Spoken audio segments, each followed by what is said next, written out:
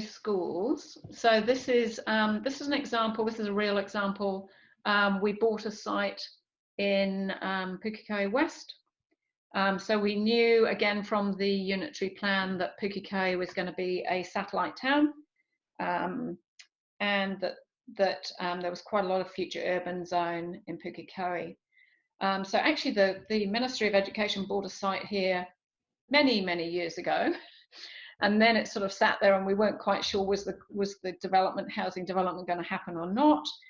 And I think at this point we've got a school opening in January 2021, so next year. So you can see that pink area with the new street pattern there. That's roughly where our school's going there, essentially.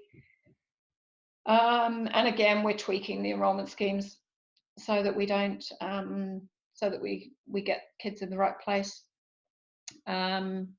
But we've also got new schools opening at the moment: Ariwa Northwest, Scott Point, and here. And a number of those schools are delayed at the moment for various reasons. It can take about, what, 5 years, Nick? By the time we've scoped it and designated it and done it.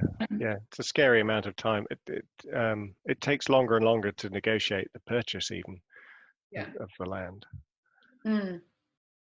So from woe to go, it can take from having a thought about investigating a site to actually having a school open. It can take 4 or 5 years, and part of that is going to government and getting the funding. And actually, scarily, we've got an enormous number of new schools that would need to be opened across New Zealand in the next 5 to 10 years, and we're essentially competing to get new schools in Auckland. So a new primary school costs about 20 to 30 million. A new secondary school costs upwards of 50 million. So that's why we might seek, if we can manage not to trigger a new school, we will. We'll just add to the existing. These are big ticket items. And that's the build cost, isn't it? You've got to have the land as well. Yes. So one of the issues we've faced in Auckland in the last 5 years is that the construction costs are all going up, the materials are going up, the labour's going up, and obviously we've had accelerating land prices. So when we were talking about compact urban schools, one of the reasons we haven't done that is because the places where we put a compact urban school are really expensive. So we can't buy any land. So I think we have succeeded in buying a site in New Lynn. It's very tiny. It's much smaller than we'd normally go with. So for a new primary school, you'd be looking for 2 to 3 hectares of land in a traditional design. And for a secondary school, you'd be looking for 8 to 10 hectares of land. We're struggling in Albany to find land. We're probably, strangely, we're going to struggle in Drury, despite the fact it's greenfields. It's going to be quite expensive land, I think. So there's definitely a squeeze, and that's where that interest in could we do education slightly differently, that's where that comes from. Partly a wish to save cost. However, if you look at school design, it hasn't changed that much in the last 50 years. The buildings have got nicer, I think, and the standards have got better. And actually, if you go and look at some of our new schools designs, so Western Springs, Matua Nauru new school out at Kumeu, Tinikau in Ormiston. They're beautiful. They're amazing. They're amazing buildings. The architects put a lot of effort into the outdoor landscaping, really thinking about how the children are going to use those spaces.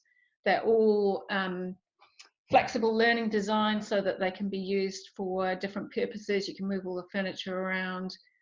So I think that the design aspects of schools have really moved forward. Just looking at that slide that you've put up there, Ping. Those are old numbers. I think it would probably be 10 to 15 new primary schools at this stage. I think, Nick, with the 4 to 5 secondary schools is probably still correct. It'll be something like that, yeah. Oh, no, there could be a few more. Actually, there could be a few more, yeah. We're in the throes of looking to add a few more, aren't we? Yeah, so possibly Coomew, possibly, you know, an extra one at Drury, who knows. So it doesn't become a confirmed requirement until, you know, we've done all our due diligence. And just at the bottom of that slide there, it tells you the sort of numbers, the master plan numbers that we're working with. So even in the last 5 years, so there was a question in the chat room around why did we build Hobsonville at 1500? Our advice in the last 5 years has gone from building primary schools of 500 to 600 to building primary schools of 900. So that's that change in that short period of time. Is actually we've realised we need to build our schools a lot bigger. So our standard master plan numbers now for primary are 900 for primary, 2,500 for secondary. An interesting constraint on what we put up is people's perception of what's an acceptable number. So a few years ago when we pitched Scott Point at 900, there was a sharp intake of air and everyone went, you've got to be crazy. Why would you have a primary school that big? It's unthinkable. And now we wouldn't do one for less than 900. But getting over that initial hump of convincing people that actually that's the right number is quite an interesting one. And some schools, I suspect, were built slightly smaller than they needed to be because that was the biggest number anyone could conceive at the time. I still think there's a mental barrier at 1,000 primary school kids. Yeah. Why would anybody want more than 1,000 primary school kids all in one space? You know, there's ways that you can get around it from a management point of view. You know, you have junior school, senior school sort of setups. You have deans, you know, assistant principals and so on. But still, 1,000 primary school kids, that's a lot of kids.